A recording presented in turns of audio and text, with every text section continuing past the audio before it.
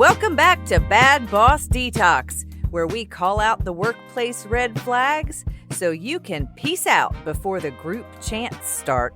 Today, we're talking culty workplaces. The creepy group mind, the love bombing, the we're a family gaslighting, and why your job shouldn't feel like a spiritual awakening with mandatory overtime.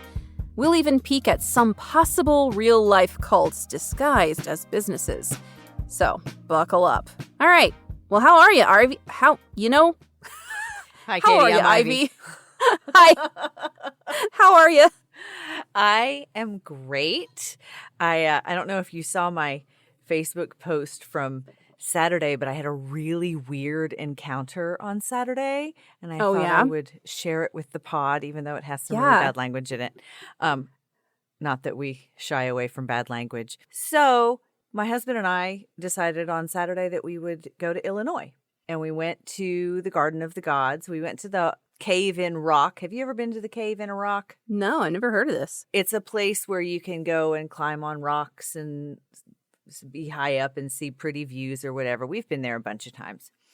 So we went there and we were headed to the bathroom before we went up on the rocks. And as we were approaching the bathroom, we see a person all by themselves. There's no other people around. It's just us here and that person there. And they are dressed from head to toe in black. And I'm not talking about like just a black outfit. I'm talking black gardening hat with gaiter covering face, big black sunglasses, no skin, no hair, just black is all you can see.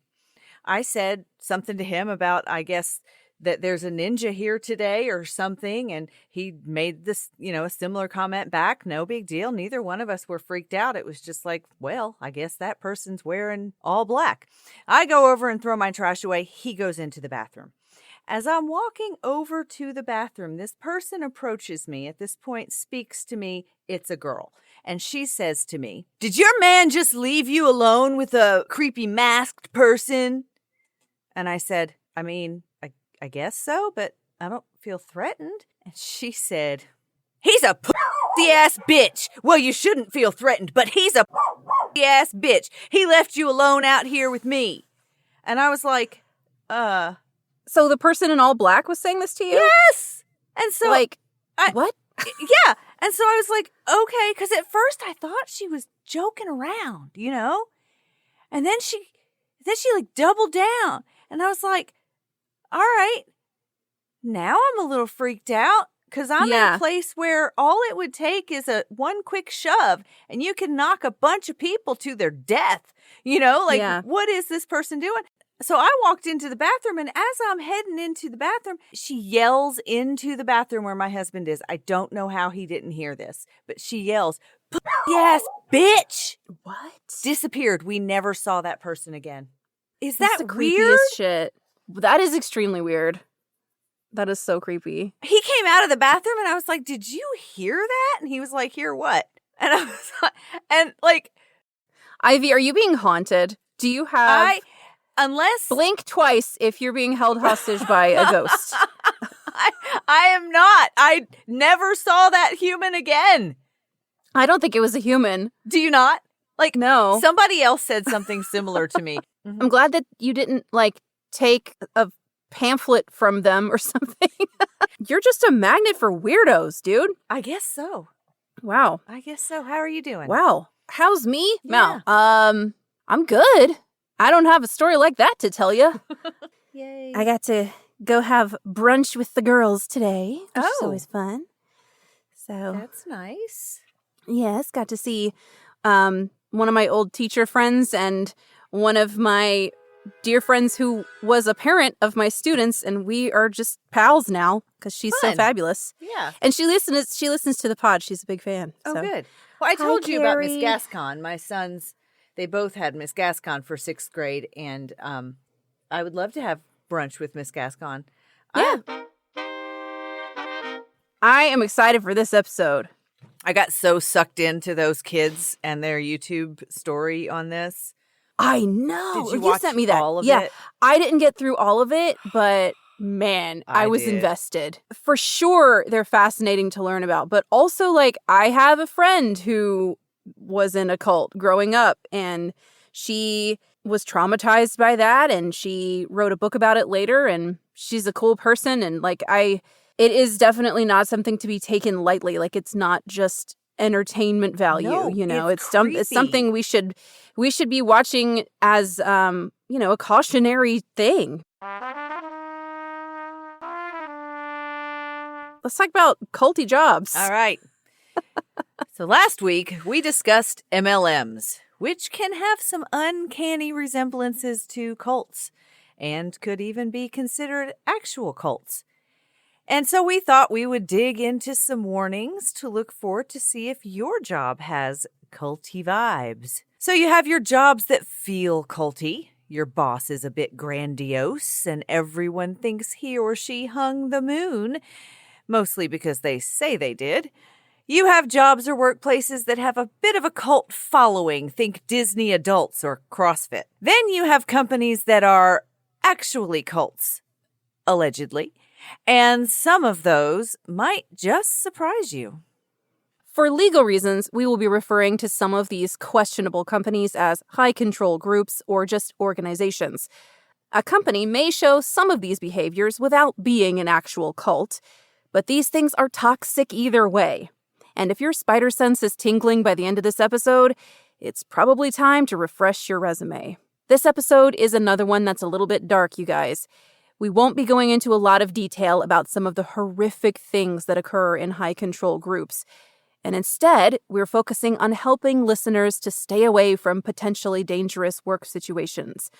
But we want to acknowledge that living through a cult experience is extremely traumatizing. And while it does provoke some morbid fascination, we want to be clear that we do not take this lightly. Trigger warnings: abuse, sexual misconduct, manipulation, discussion of high control groups. So, What is a cult? Okay, so there isn't a universally agreed upon legal definition of a cult. While the term is often used to describe groups with excessive devotion to a leader, idea, or thing that may use manipulation tactics or cause harm, the law doesn't typically use the term to classify groups for legal purposes. Instead, the law focuses on specific behaviors, such as fraud, coercion, or violence, that may be present within a group, rather than whether or not the group is labeled as a cult. This seems to be why many cults can't be taken down until it can be proven empirically that they have committed a crime. Existing as a cult is not illegal, unfortunately. That's because it's so hard to define and it's so subjective. We found this neat acronym that breaks it all down for you so you can assess your own situation and decide if you should stick around and see how something goes or just run. This model was created by Dr. Stephen Hassan, who is a licensed mental health professional and experts in cults and undue influence. He came up with the BITE model of authoritarian control. There's a lot of information on his Freedom of Mind Resource Center website, www.freedomofmind.com. This is a rabbit hole that I am keeping in my back pocket because there are so many resources that can help in regards to any narcissist and or bad boss. So, here's the BITE model. So it's an acronym. B stands for behavior control. Discouraging individualism, encouraging groupthink. Mandatory events and recruitment, quotas, and always looking and acting like you're raking in the cash, even if you have to go into debt doing it. This reminded me of the MLMs who expect their sales reps to always look #blessed on Insta, but this has them spending every dime they make. I stands for information control, discouraging looking up or listening to any negative information regarding the group. They only promote the good perspectives, never leaking the bad stuff. I think this also might apply to censoring information employees are allowed to talk about, either with NDAs or controlling their online personas, which happened a little bit in teaching, as I think I talked about. That bothers me a great deal. Me too. T stands for thought control. You cannot think about the reality of the situation. You just have to have faith and you cannot question it. They create an environment where alternate views are ignored and conformity is encouraged. No critical thinking. E stands for emotional control.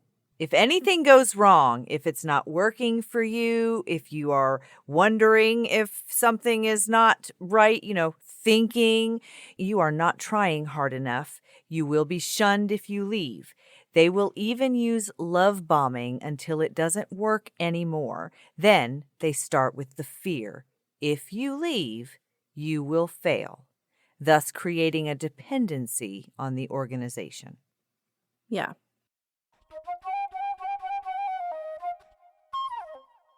So here's some more general indicators that a group might be a cult. There's a charismatic leader. So on its own, this is not always a bad thing. Obviously, charisma is a good thing. They have confidence. They're captivating. They have deep conversations, and they pay attention to what you say. They are assertive. These qualities are good to have in a leader. But when you add narcissism into that charisma, you start to have a real problem. So please refer to episode 3 of Bad Boss Detox for the full list of narcissistic traits and come to your own conclusions. But know that when you hear everyone in the office calling the boss a genius or a visionary, it's giving cult leader just a little bit, so be aware.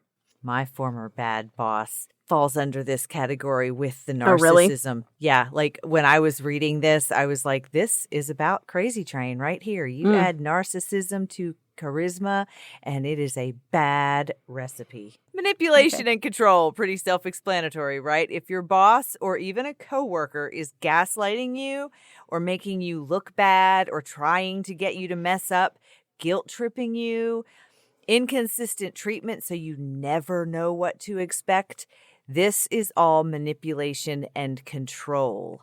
Kind of like I used to say about Crazy Train. I never knew if she was going to punch me in the face or buy me flowers. Yeah.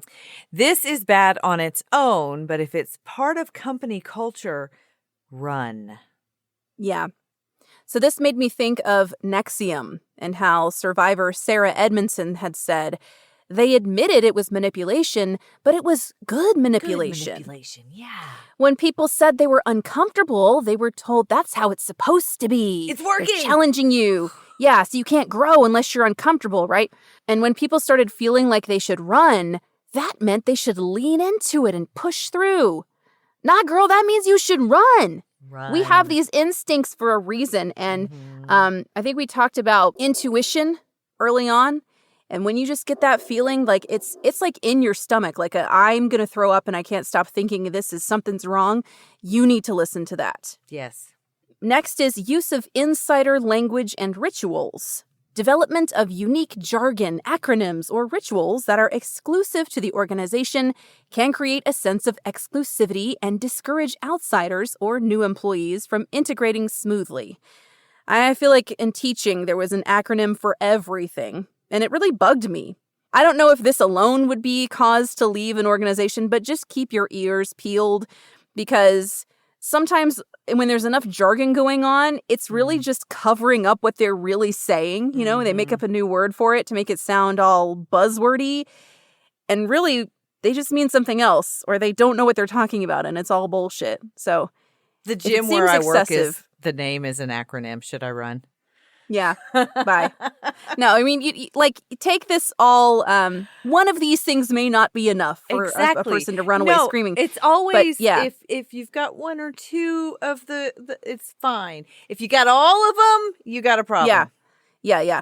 Amanda Montell is the author of a book called Cultish, The Language of Fanaticism. She is also a podcaster. Her podcast is called Sounds Like a Cult. She said, language is a way to get members of a community on the same ideological page to help them feel like they belong to something big.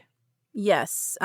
Cult-like organizations often will capitalize on the need to feel like you belong. Yes. You know, and so one way to do that is to have this common there's nothing jargon. There's nothing that makes you feel more important involved than an inside joke. Yes, Oh, an you wouldn't inside get joke. it. You wouldn't get Right, it. It's an inside yes. joke.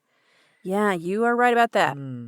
Intense loyalty and suppression of dissent. I'm not going to lie. I had to look up suppression of dissent. Sounds like a band. Look around. Do your coworkers act like this company is the best ever? Do they eat, sleep, and breathe the products? Are you snubbed for expressing a different opinion? This is sometimes known as groupthink, which is when people go along with things they don't believe are right because they feel like they can't disagree. I feel like there's a lot of that in politics lately. A healthy work culture will encourage diversity of ideas, knowing that many heads are better than one, and they'll be open to different opinions. Yeah. This also extends to punishment for nonconformity, and this gives me mega ick. I can't stand this. I hate conformity in general because, I'm not like other girls. Right.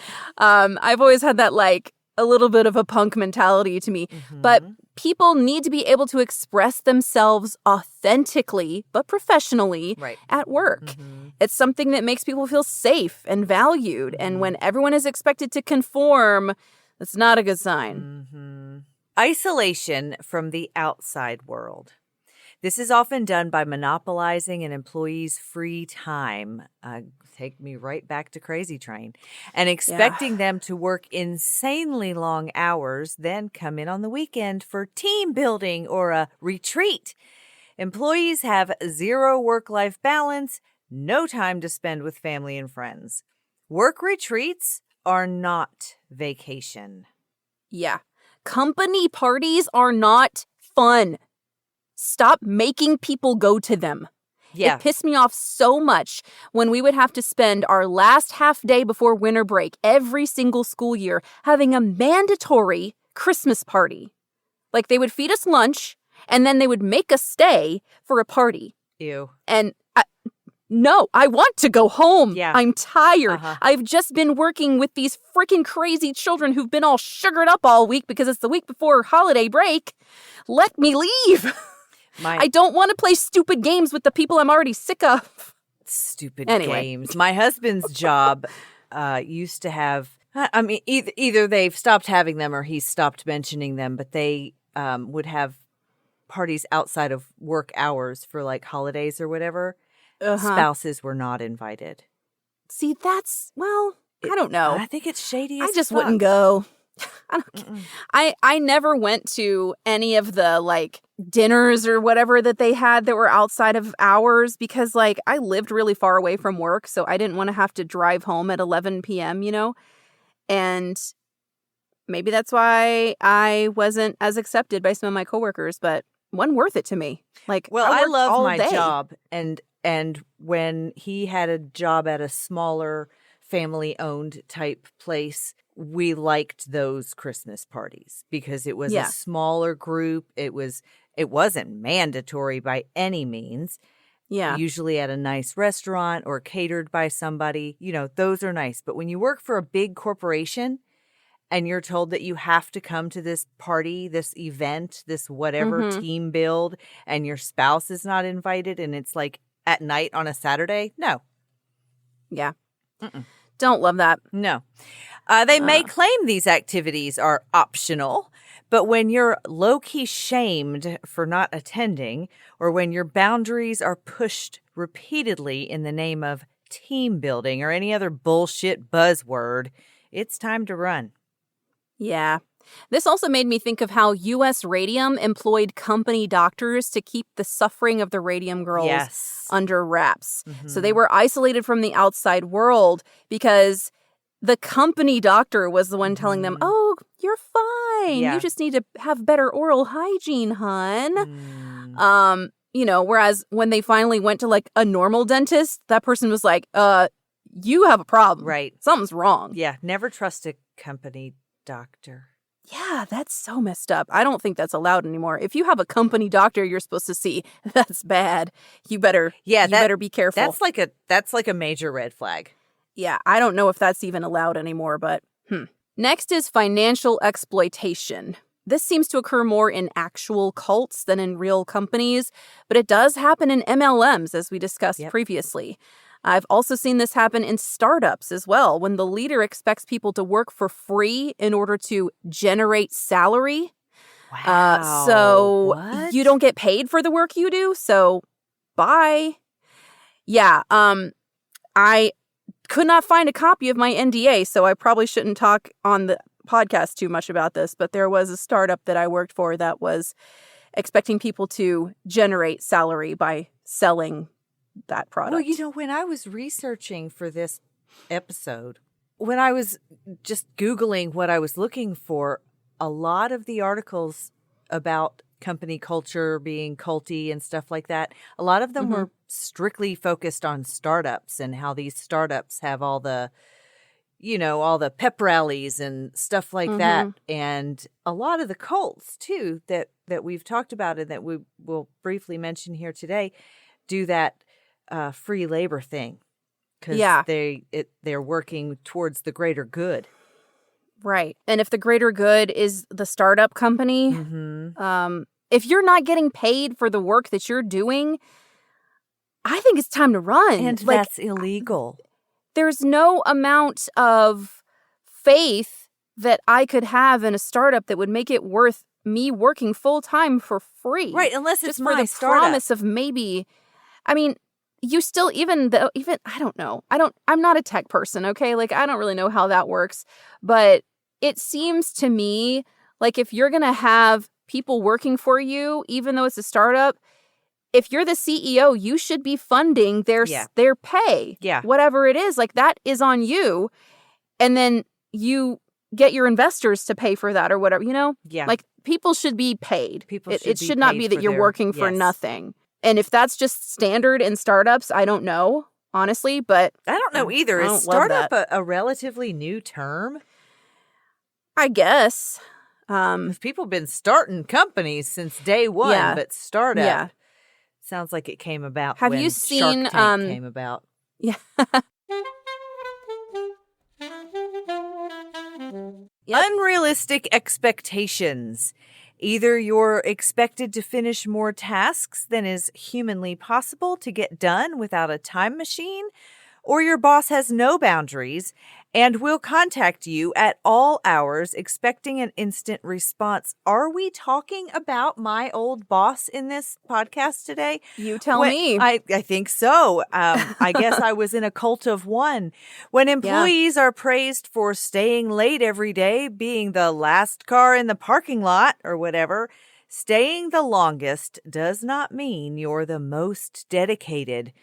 I wonder what the prize for that would be anyway. This one is broad, but if you're starting to feel like no human being should have to deal with this, then you're probably right. And don't wait 6 years like me to get out of it.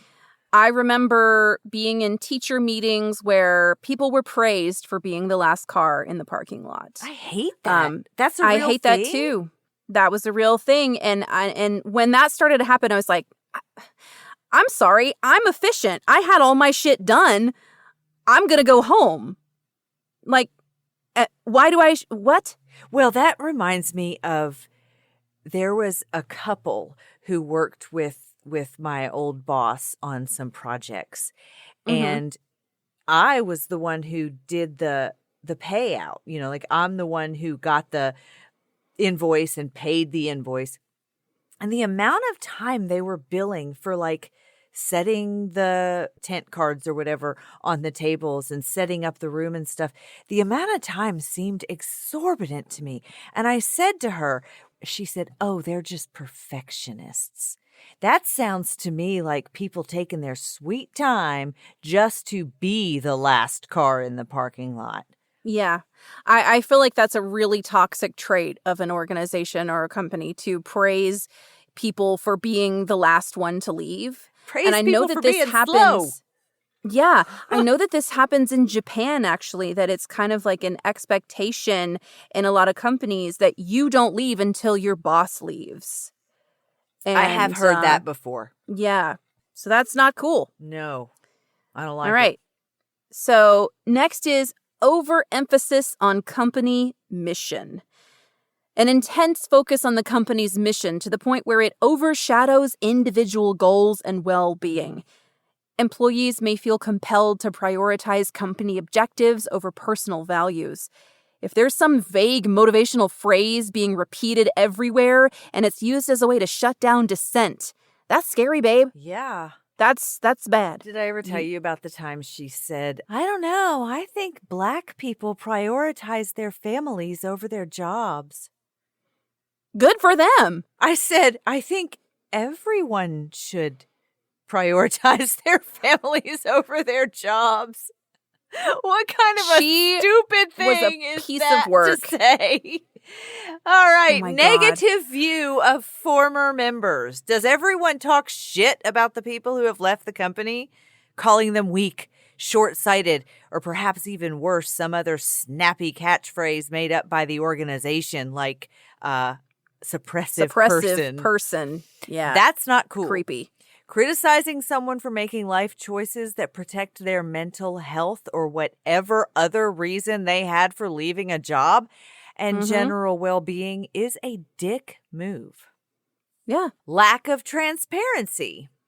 Opaque decision-making processes and a lack of open communication can prevent employees from understanding the rationale behind company strategies, leading to mistrust and disengagement.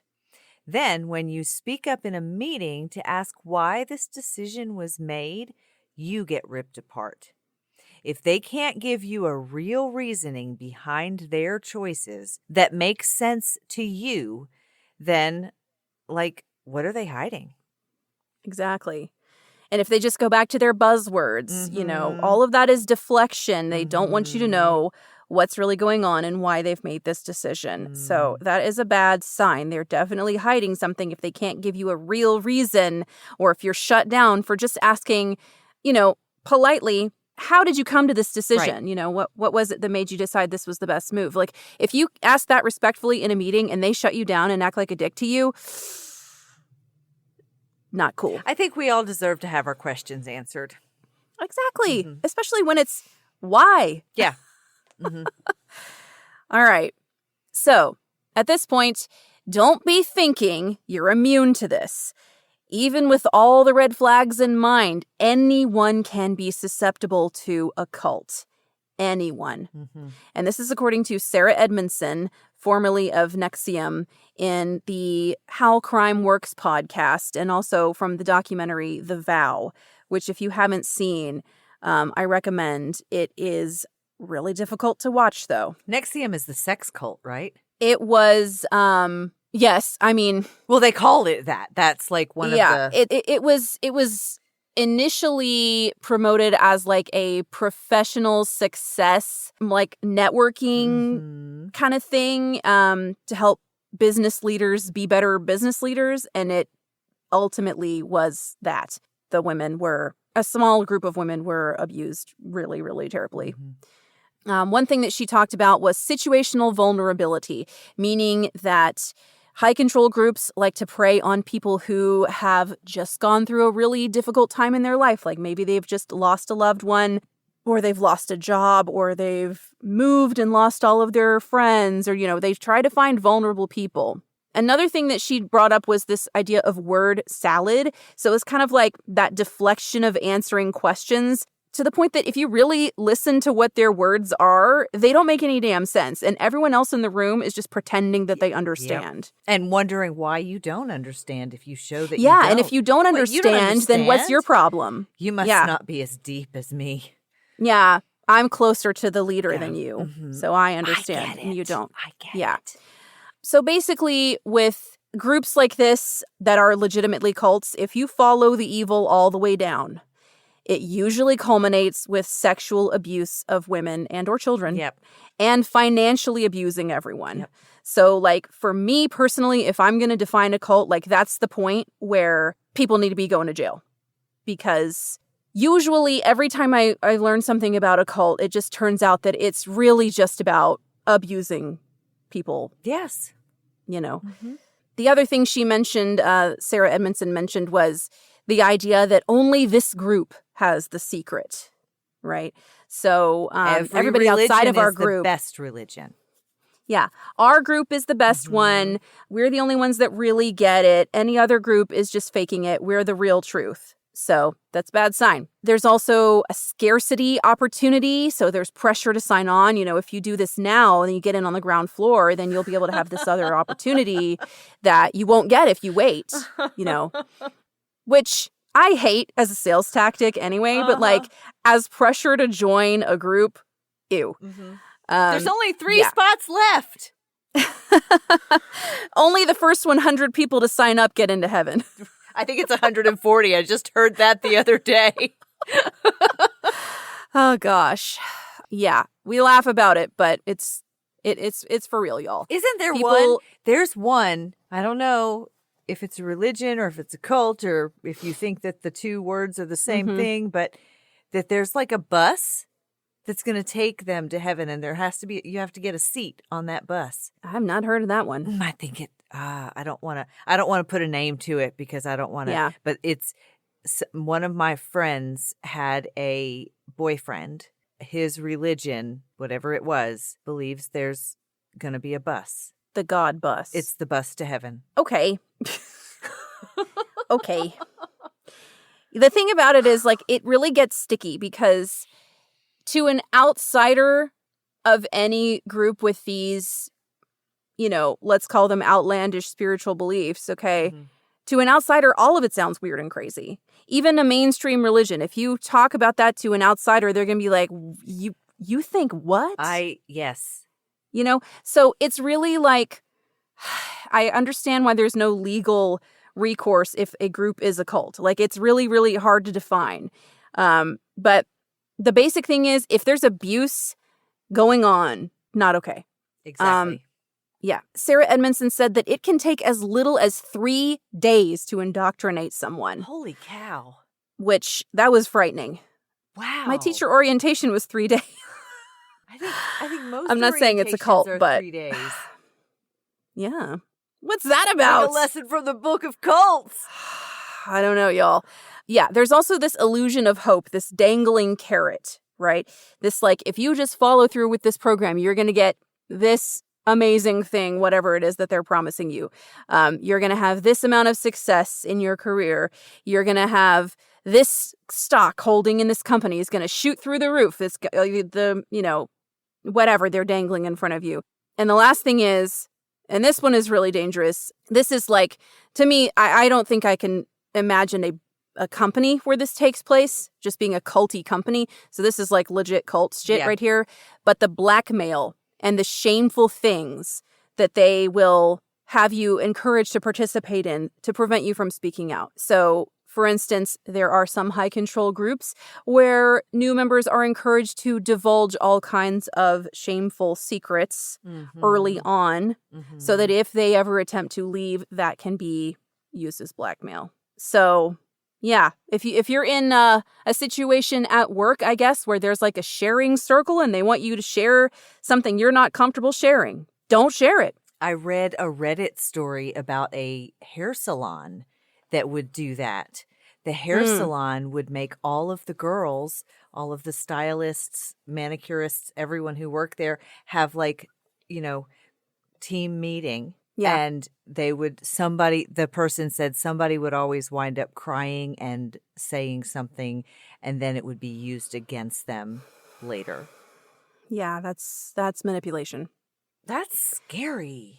It is really scary. And the thing that it's so heartbreaking to me, the way that bad people will just take advantage of everyone else to get whatever it is that they want. Like, honestly, they're just getting away with it. I can't even imagine somebody telling me something that was hard for them to say,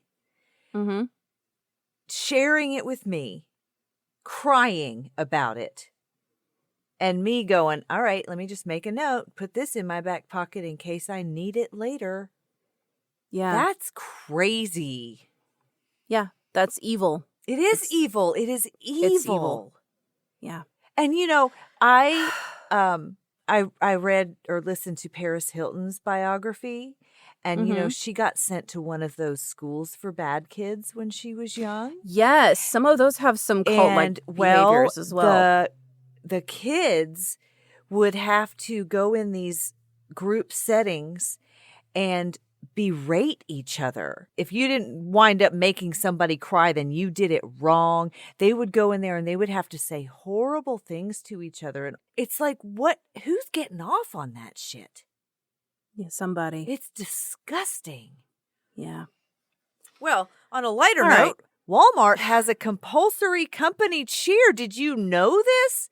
They have team meetings and they have to, I don't know the cheer. I read this, that Walmart, who knew that Walmart did something like this? They have a company cheer, allegedly. And also Yamaha made a creepy company song in the 80s. I tried to find it, but I couldn't. I was hoping I could find like a YouTube of the Yamaha motorcycle people singing some crazy company song. There's a Chinese air conditioning company who chant daily, "I love our clients and help them grow their value." That's weird. That's a dumb chant. I love our clients and help them grow their value. Maybe it sounds better in Chinese. I hope so. I don't know. If you have to chant or sing or cheer at work daily, you might be in a cult. I mean, yeah. I know of a certain school in our district that required this at all their meetings of the teachers. And it was the most cringy thing ever. Yeah. You know, like football teams and like a lot of bands, like before a concert or whatever, will get in a huddle. And yeah, we did that with the theater kids. Say things, you know, blah, blah, blah. But like, I don't Pumping people up to, you know, hype them up is one thing. Mandatory, say the cheer at every meeting. I love our clients and help them grow their value. Yeah, I don't know. Like, it's one thing to have a company mission statement. It's another thing to force people to chant it every single day. I think the word chant alone, if chant comes up, I'm gone.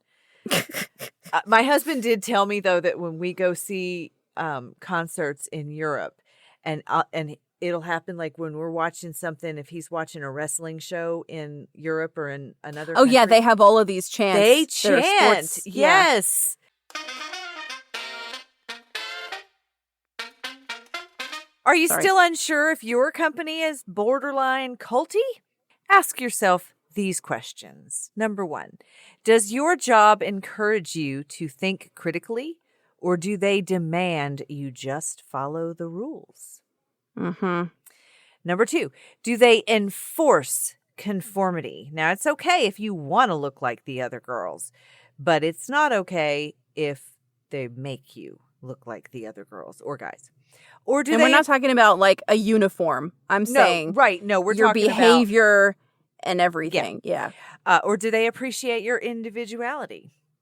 Number 3, are they flexible to change and open to the opinions of yourself and other employees? Or are they rigid and steadfast in their methods? All right. Number 4, do you feel safe to express yourself, or do you fear punishment? Number 5, do you feel pressure to participate in what looks like a company pep rally? Gross. I hate pep rallies. It's another reason I quit teaching. Pep rallies are so dumb. It's a waste of my time.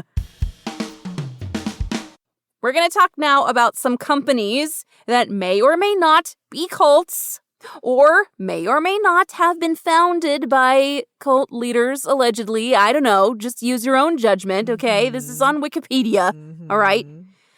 So, this one, which I think is not really that surprising. I think I knew this one already when you brought it up. I had no idea.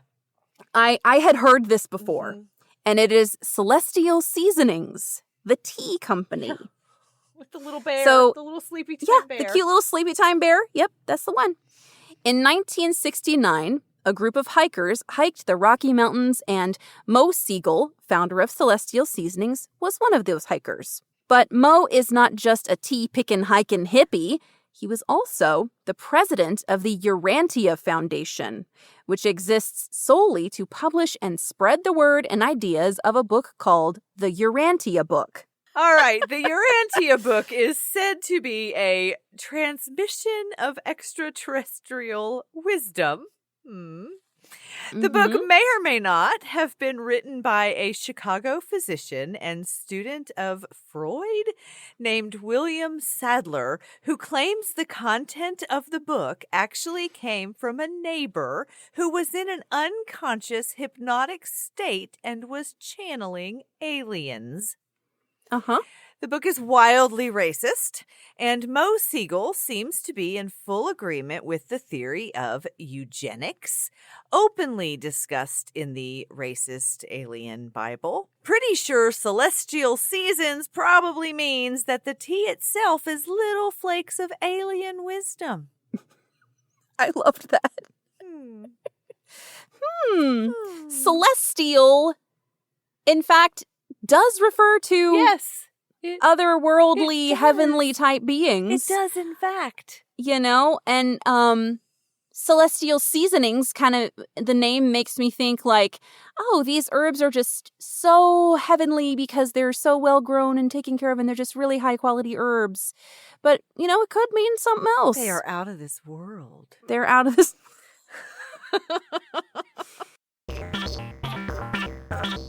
So, the Washington Times. I didn't know that the Washington Times was a conservative newspaper, but this makes perfect sense. So you've heard of the Moonies, right?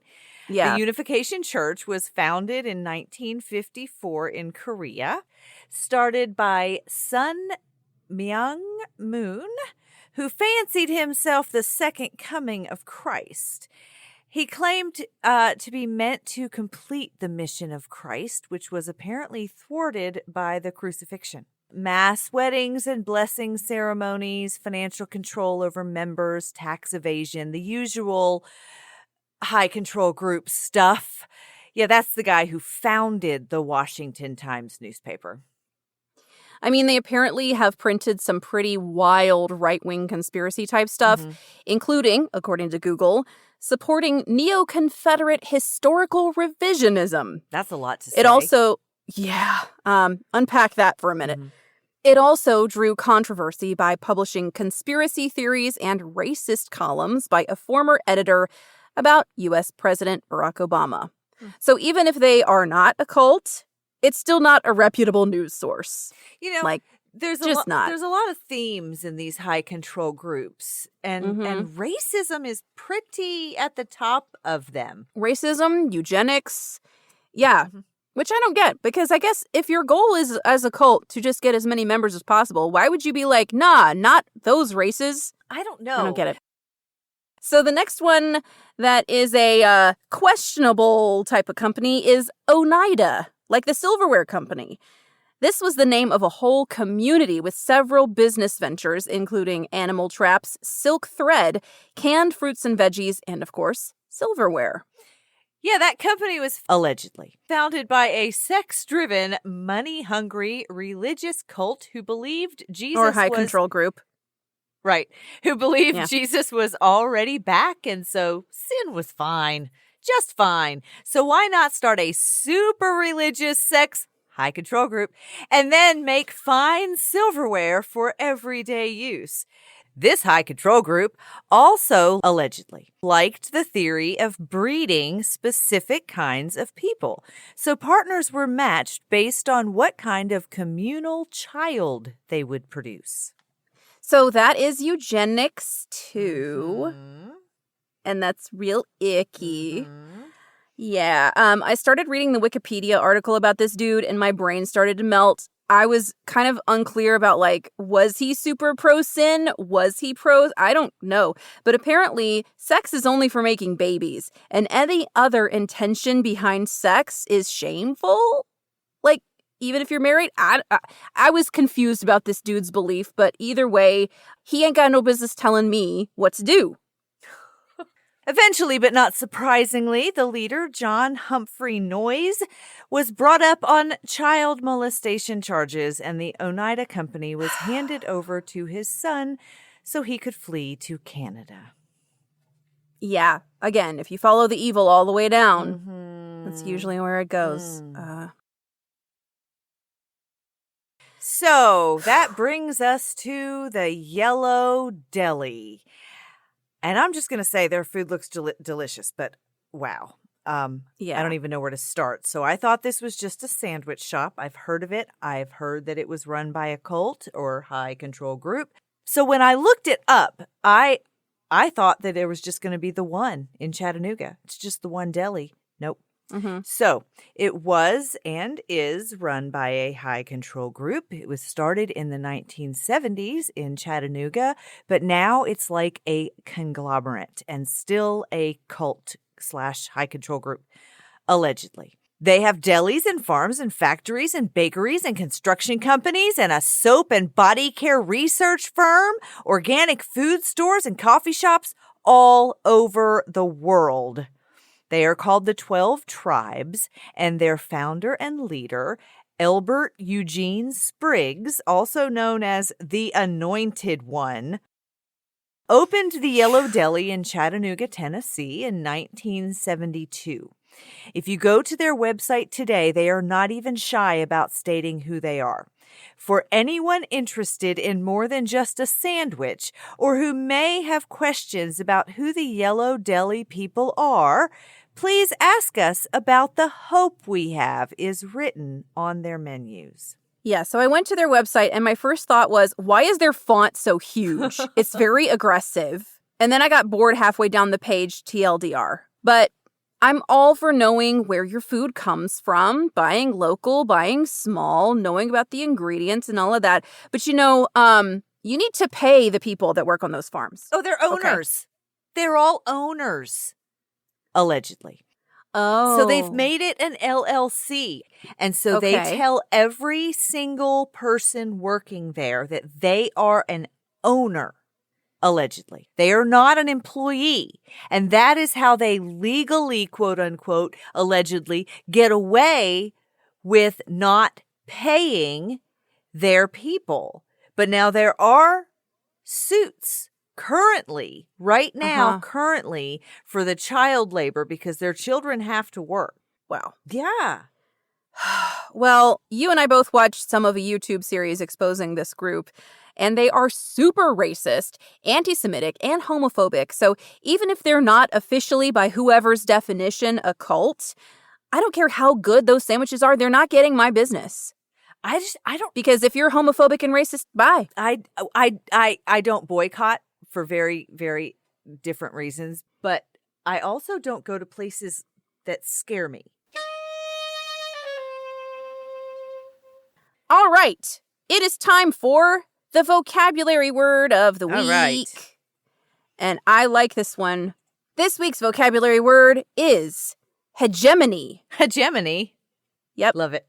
Hegemony. Hegemony. Okay. It is a noun. Hold on. Can you spell it? I can. Hegemony is spelled Hegemony. And so when I see it written down, I would have assumed it's pronounced hegemony. But it is not. It's hegemony. Hegemony. Your words always make me want to sing. Oh, you're welcome. I don't know if you're going to want to sing when you learn what this means, but maybe. Okay. So hegemony is a noun. It means preponderant influence or authority over others, domination. Ooh. The second definition is the social, cultural, ideological, or economic influence exerted by a dominant group. Okay. Example sentence. I thought I was signing an employment contract, but turns out I was pledging loyalty to the hegemony of Chad, our visionary founder who says sleep is a mindset. Oh. Hegemony. Hegemony. Hegemony cricket. Sounds almost like a sneeze. Hegemony. Yes. So I love to teach you guys new words. And this week I was doing the crossword puzzle, the New York Times crossword puzzle, and the word stentorian was in the crossword clues. Yay. And I was like, I know what that means. Do you want to play a game?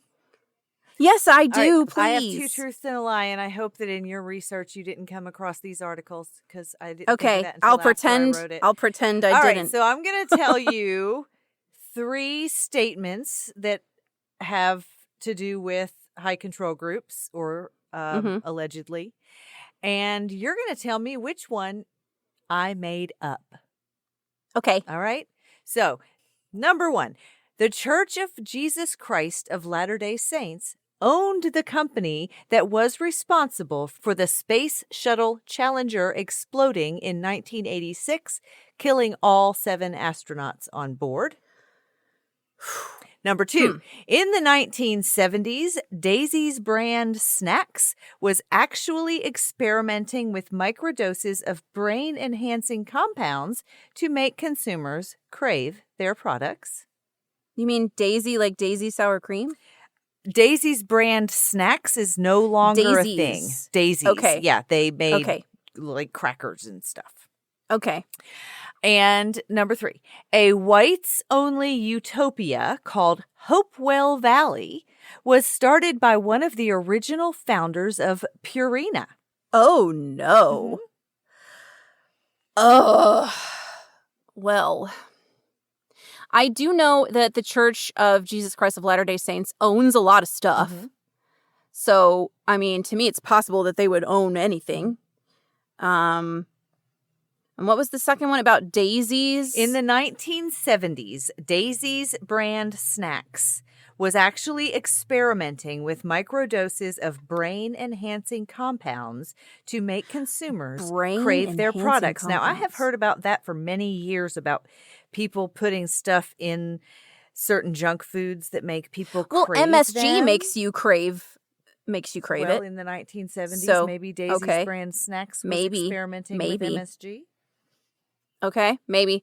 So then the third one was that somebody from Purina is allegedly involved in like a whites-only utopia kind of colony. Yes. I'm going to say that one. That's my guess. You think the that third one's one the is a lie?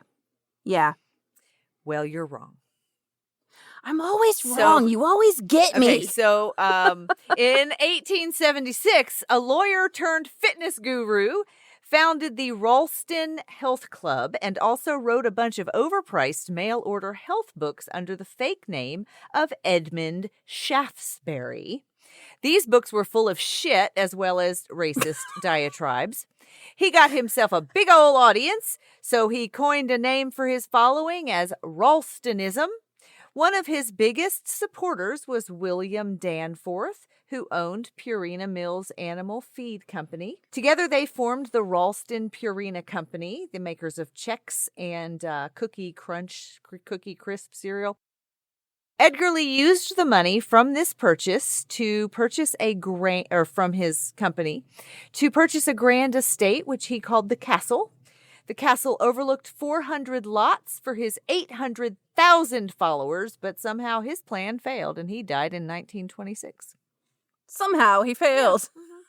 I like how you said, this book was full of shit. And so number 2, that was also correct, is the Church of Jesus Christ of Latter-day Saints owned the company that was responsible for killing the school teacher and 6 other astronauts that went up in the Challenger. And all of us Gen X kids were forced to watch on TV and then go straight back to doing our work. I missed that, fortunately. It was a faulty O-ring manufactured by the infamous polygamist Mormon cult, allegedly, that was found to be the main cause of the NASA Space Shuttle Challenger exploding in 1986. That's right.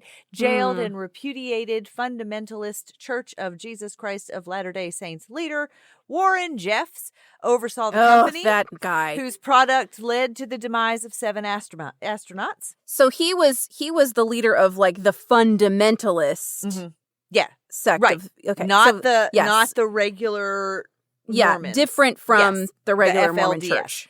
The FLDS. He yielded his influence over the sect in order to create money-making opportunities, relying on the free labor around him because, again, high control groups don't have to pay people if they... Why pay people if you don't have to? So if you can get away with it. His father operated several businesses, including the still-functioning Hydropack, who is responsible for the government-contracted circular gaskets that were, get this, never tested in extremely cold temperatures before they were sold to NASA and used on the Challenger. Never tested. Never tested in extremely cold temperatures. Come on, NASA. So the lie is the 1970s Daisy's brand snacks, which I don't have any idea. I lied to you and told you. Was that a thing that was Daisy's brand a thing? No. You made that up. You preyed on my millennialism. So, You know I'm daisies, too young to there was remember a that few shit. products that had daisies. When I looked up 1970s products, I was looking for like a defunct company, and I couldn't You're getting find too one. good at this. Yeah, so that never happened. Amazing. Yeah. Amazing. I'll believe anything you tell me, Ivy. Apparently, You are I wrote- a visionary. I wrote down 3 true ones and 1 fake one and read them to my husband. Yeah. And asked him. Did you get him too? And well, he actually kind of flip-flopped on my Daisy's brand one. Anyway, that was 2 truths and a lie, and I won again. Well done. Ivy 11, Katie 0. We haven't done that Whatever, every time, yeah. but close. I know. So, is your company too cult-like for comfort? Trust your instincts and get out. For me, any similarity to a cult is just not okay. Any similarity. I don't care if it's a cult or not. If they have something in common with cults, I'm out. Yeah. If you or someone you know needs support in escaping a high control group, please check out the International Cultic Studies Association at www.icsahome.com for more information. And would you mind repeating the one you found earlier that was like... It's the www.freedomofmind.com. That is Dr. Stephen Hassan's website. He is the licensed mental health professional and expert in cults and undue influence. Yes, and he's the one that came up with the BITE model. Right. All right. Thank you so much for listening, everyone. We are so proud to have reached 750 downloads. Woo-woo! We hope that we've been able to educate listeners a little bit and make you feel empowered to seek a career where you're treated fairly, feel valued, and safe. Yeah. And have you ever had a job that felt more like a cult than a career? Did your boss call themselves a visionary? Were you told the team was a family, but HR felt more like Big Brother? If so, send us your weirdest, wildest, or most quietly horrifying culty job moments. No story is too small, and yes, we can keep everyone anonymous. In fact, that is very important to us. So if you're holding back on sending us a story because you're nervous that something will be revealed about you, let us know, and we will make sure that it is totally clear of that kind of information. We can even Email change that like to us. details. We can change We'll get creative with it. All right. Email us at stories@badbossdetox.com or drop it in our DMs on Facebook, Bad Boss Detox, or on Instagram at Bad Boss Detox Pod. So please spill the tea because we are listening. Join us next time when we will be chatting with our very first ever podcast guest, our friend Mike DeCello. He's done just about every job under the sun, and some underground too. And he's ready to spill some tea about toxic work. I can't wait for that, so be sure to check that out next time on Bad Boss Detox. All right, well, I'm going to go make sure that we don't have any Purina food in our cabinet and get rid of it. Well, okay, I did read also that they have made up a name for some fake person who didn't exist to replace that guy because Nestle now owns all of that stuff. And they don't even, like, they've made up some futuristic person, Dr. Ralston. Interesting. Who didn't exist or something. I don't have it in front of me anymore, but I'm going to go put lesbian chicken in the oven. Lesbian chicken? Yes. What makes it lesbian chicken? Is it just or we're just about the boobs now? No. So when I have a dry erase board on my refrigerator where I write what we're having for dinner every night. Yeah. You know? So when my kids lived here, the point of it was to not be asked all the time what's for dinner, but I was still asked all the time what's for dinner. And I found this recipe for this chicken, and it's Lebanese chicken. And I wrote Lebanese chicken on the menu. And from the kitchen, my then maybe 8th or 9th grader yells, "Hey, Mom, what's lesbian chicken?" And so it has been lesbian chicken ever since. I'm glad that you're so inclusive of a variety of different sexualities when it comes to chickens.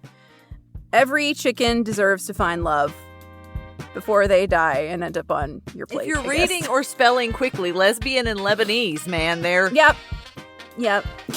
All right, well, please enjoy your lesbian chicken, and I'll see you next time. All right. Bye, Katie. Bye. That was really fun.